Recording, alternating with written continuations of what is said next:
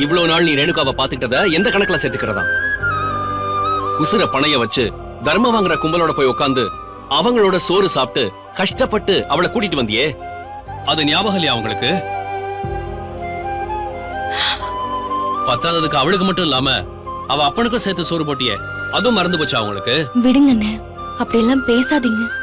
Kathiresan sir அதெல்லாம் மறக்கல. சரி, அவரு மறக்கல. ஆனா அவர் பொண்ணு கண்டபடி பேசுறத வேடிக்கை பார்த்துட்டு இருப்பாரா? அந்த ஆளை விட்டு தள்ளு மனோகர. மாப்பிள்ள அங்கதானே இருந்தாரு. மாப்பிள்ள என்ன பண்ணிட்டு இருந்தாரா? இவ்வளவு தூரம் நிஷாவை பேச விட்டுட்டு வேடிக்கை பார்த்துட்டு இருந்தாரா? என் பொண்டாட்டியை சொல்றதுக்கு நீ யாருடின்னு ரெண்டு அப்ப இருக்க வேண்டாம். உங்ககிட்ட நான் இதை சொன்னதே தப்புன்னு நினைக்கிறேன். இங்க பாரு மல்லி, நீ உதவி செய்ய நினைக்கிறது கூட சரிமா.